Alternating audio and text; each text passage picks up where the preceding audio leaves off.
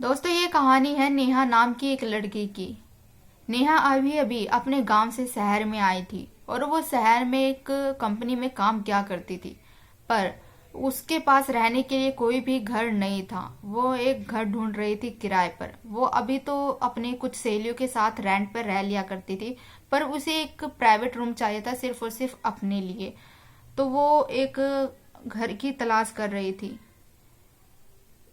उसका जो टाइम था वो कुछ टाइम तो उसका घर ढूंढने में निकल जाया करता था, और बाकी जो टाइम बचता था वो उस टाइम का उपयोग अपने ऑफिस में काम करने के लिए किया करती थी।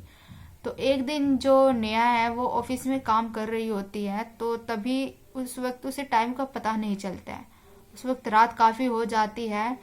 तो जैसे ही नेहा काम करके ऑफिस का काम खत्म करके बाहर निकलती है तो वो देखती है कि काफी ठंड हो रही है बाहर, और ऊपर से जनवरी का महीना, ठंड का मौसम। हवा इतनी तेज चल रही थी कि मानो कि जैसे कि कोई वहां पर बर्फ जम जाए। जनवरी का महीना, वो भी धुंध हो रही थी।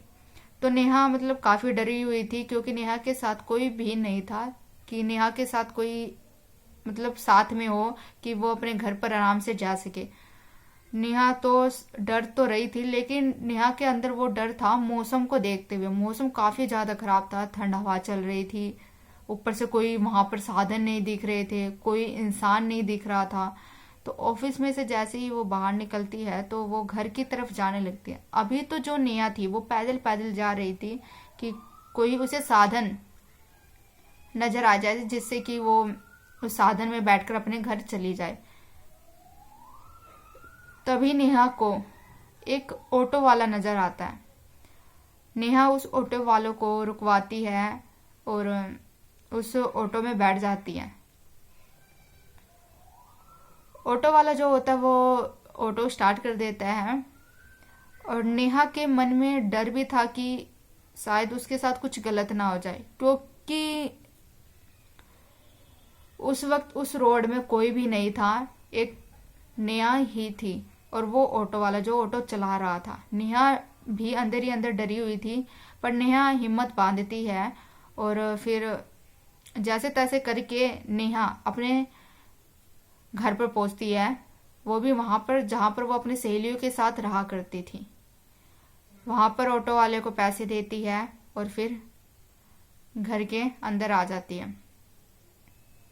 अंदर आने के बाद वो देखती है कि उसकी जो सहेलियां थी वो सो चुकी थी, क्योंकि रात काफी हो चुकी थी। तो नेहा का इंतजार कौन ही करता। तो सब सहेलियां सो चुकी थी। तो अगले दिन जब सुबह होती है तो नेहा अपनी सहेलियों से कहती है कि मुझे कोई मतलब अलग कमरा चाहिए मेरे खुद के लिए। तो उसकी सहेलियां बोलती है कि ठीक है, अगर तुझे अकेला कमरा चाहिए तो तू कहीं मतलब कहीं ढूंढ ले रेंट पे। तो वो ऑफिस में भी काम किया करती थी और बाकी जो टाइम बचता था उसमें वो अपना किराए का घर ढूंढती थी। तभी जहां पर नेहा रहा करती थी वहीं पर पड़ोस में एक औरत भी थी। वो औरत नेहा के पास आती है और नेहा से मतलब पूछती है कि क्या तुम्हें कोई घर चाहिए किराए पर। तो नेहा बोलती है कि जी आंटी, मुझे एक किराए पर घर चाहिए। तो वो जो औरत थी वो नेहा को ये बोलकर चली जाती है कि ठीक है, कल तुम मेरे घर पर आना और मैं तुम्हें अपने साथ ले जाऊंगी किराए का घर दिखाने के लिए। तो नेहा बोलती है कि ठीक है। अब नेहा ऑफिस का काम खत्म करके घर आती है। घर आने के बाद वो उस वक्त जब वो ऑफिस में काम कर रही होती है तो जल्दी काम खत्म कर लेती है, क्योंकि उसे वो घर देखने जाना था। तो जल्दी काम वगैरह खत्म करके उसके बाद वो उस आंटी के घर पर जाती है, उस औरत के घर पर। और जाती है तो वहां पर उस आंटी से मिलती है, बात करती है, और फिर वो आंटी जो थी वो नेहा को अपने साथ ले जाकर किराए का घर दिखाने ले जाती है। किराए का घर जो था वो काफी अच्छा था, पर नेहा को मतलब कुछ अजीब सा महसूस हो रहा था। पर उसे रहने के लिए कोई घर चाहिए था अकेला, तो उसने आंटी को कुछ नहीं बोला। उसने जो घर देखा था वो काफी बड़ा था। बाथरूम था, किचन था और एक गैलरी थी, 2 रूम थे। ये सब मतलब रिया को अच्छा लगता है कि चलो ठीक है, कम से कम अपना प्राइवेट रूम तो हो गया। तो वो आंटी भी बोलती है कि बेटा देख लो, अगर तुम्हें ये मकान ठीक लगे तो अच्छी बात है, अगर नहीं लगे तो मैं और भी दिखा दूंगी। तो नेहा बोलती है कि नहीं आंटी जी, मुझे ये मकान ठीक लग रहा है। उसके बाद जो मकान मालिक था उस घर का, उससे बातचीत होती है किराए की। तो वो जो मकान था वो मतलब सस्ता भी मिल रहा था, तो नेहा के लिए मतलब एक तरह से देखा जाए तो वो परफेक्ट था। उसके बाद बातचीत हो जाती है, सब कुछ क्लियर हो जाता है और नेहा को वो किराए का मकान मिल जाता है। अब नेहा वो उस घर में रहने लगती है, अपना सामान वगैरह शिफ्ट कर लेती है। तो उसका रोज का ये रूटीन था, सुबह उठना, तैयार व्यार होकर ऑफिस में चले जाना, ऑफिस से काम कर कर फिर घर की तरफ, घर में आ जाना। तो एक दिन क्या होता है नेहा के साथ कि वो जब तैयार हो रही होती है तो उसे एक अजीब सी चीजें महसूस होती है, जैसे कि जब वो कंघी कर रही होती है तो उसे पीछे से ऐसा महसूस होता है कि कोई उसके पीछे खड़ा है। पर नेहा जब भी पीछे मुड़कर देखती थी तो कोई भी उसे नजर नहीं आता था। उसके साथ उस घर में कुछ अजीब सी चीजें होने लगी थी, जैसे कि बाथरूम में नहाने के लिए जाती थी तो वो बाथरूम की टूटी बंद कर दिया करती थी, पर जब वो वापस लौट कर आती थी तो वो दोबारा स्टार्ट हो जाती थी।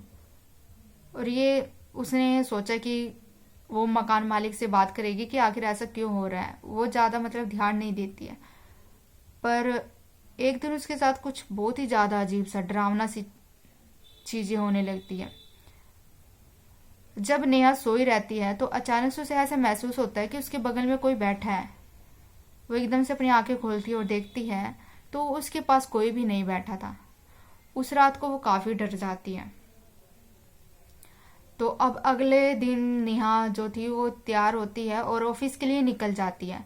ऑफिस में जब वो जाती है तो वो ऑफिस में बैठे बैठे सिर्फ एक ही बात सोच रही थी कि आखिर उसके साथ उस घर में हो क्या रहा है, आखिर कौन है उस घर के अंदर, और उसे क्यों इतना मतलब डर लग रहा है। तो ऑफिस में बैठे बैठे वो सारी ये बातें सोच रही थी और उसे मतलब ऐसा भी लग रहा था कि वो घर पर ना जाए, क्योंकि घर पर वो जाती तो उसके साथ वो सारी हरकतें होने लगती थी जो बहुत ही ज्यादा उसके साथ डरावनी थी। तो नेहा मतलब काफी सोचती रहती है कि घर जाए या ना जाए, जाए या ना जाए। तभी काफी रात होने को हो जाती है तो वो बोलती है कि रात होने से अच्छा है कि मैं पहले ही घर पर निकल जाऊं। तो अब वो घर की तरफ जाने लगती है तो घर पर पहुंच जाती है। घर पर पहुंच जाती है तो अपने मतलब कपड़े वगैरह चेंज करती है, लंच वगैरह खाना वगैरह बनाती है, खाती है, खा पी कर वो सो जाती है। सोती है तो तभी अचानक से मतलब गेट पर कुछ अजीब सी आवाजें आने लगती हैं। उसे लगता है कि कोई बिल्ली वगैरह होगी या कुछ कोई कुत्ता वगैरह होगा। तो वो गेट खोल कर बाहर जाती है नेहा, तो देखती है कि बाहर कोई भी नहीं है। नेहा नेहा मतलब काफी डर रही थी। ऊपर से वो जो आंटी थी, उस आंटी ने ये बात उसे बोला था कि इस घर में मतलब कुछ ऐसी चीजें हैं जिससे कि तुम्हें बचकर रहना होगा। पर उस वक्त नेहा के सिर्फ मन में और दिमाग में सिर्फ ये था कि उसे एक प्राइवेट रूम चाहिए था। वो आंटी की उस बात पर ज्यादा ध्यान नहीं देती है। तो उसने उसके साथ ऐसा मतलब होने लगता है, कई दिनों तक होता है। रात को मतलब दरवाजे के पास से किसी की आवाजें आना, बाथरूम में नल का चालू हो जाना, बेड पर किसी कहे बैठने का मतलब एहसास होना, बहुत ही मतलब अजीब सी चीजें उसके साथ होने लगी थी। अब नेहा मतलब उस घर में इतनी डर रही थी कि वो जब भी ऑफिस में जाती थी तो ऑफिस में से मतलब उसे घर आने के लिए सोचना पड़ता था कि वो घर जाए या ना जाए। तो एक दिन वो ऑफिस में काम कर रही होती है तो वो सीधा मतलब घर नहीं जाती है, वो सीधा जाती है उस आंटी के घर पर जिसने उसे किराए पर घर दिलाया था। तो उस आंटी के घर पर जाती है तो बात होती है, तो वो बोलती है कि आंटी मेरे साथ साथ उस किराए के घर में मतलब कुछ अजीब सी चीजें हो रही हैं। तो आंटी भी बोलती है कि ऐसा मतलब क्या है जो उस घर में तुम्हारे साथ हो रहा है।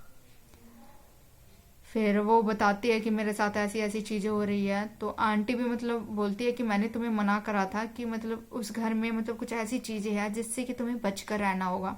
क्या तुमने उस घर में जो दूसरा कमरा था, क्या तुमने उसे खोला था? तो नेहा काफी चौंक जाती है और नेहा बोलती है कि जी, मैंने जिस दिन सामान शिफ्ट करा था उस दिन मैंने उस रूम की सफाई करी थी। तो आंटी ने बोला कि वो रूम तुम्हें नहीं खोलना चाहिए था, तुमने उस रूम को क्यों खोल दिया? फिर उसके बाद आंटी उसे सारी बात बताती है कि उस घर में पहले एक लड़की रहा करती थी, वो भी किराए पे ही रहती थी। तो उसे मतलब वो इतनी डिप्रेशन में थी वो लड़की कि उसे कुछ भी नहीं सूझ रहा था। वो डिप्रेशन में चली गई थी, या तो उसकी घर की कोई बात होगी या मतलब कोई भी उसके साथ कुछ ऐसी बात थी जिससे कि वो किसी के साथ शेयर नहीं करना चाहती थी। तो उस डिप्रेशन में आकर वो लड़की उस कमरे में फांसी लगा लेती है।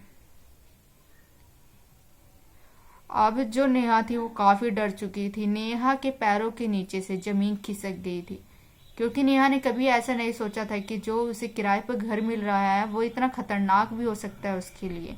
तो अब जो नेहा थी वो आंटी को बोलती है कि अब क्या किया जाए, मुझे वो मकान तो खाली करना है और मैं उस घर के अंदर नहीं जा सकती। तो नेहा बोलती है कि मुझे वो मकान खाली करना है, कैसे भी कर कर मेरा सामान वहां से निकलवा दो। तो वह आंटी बोलती है कि ठीक है, पर एक काम करना होगा, उस घर में जाने से पहले हमें एक पंडित के पास जाना होगा।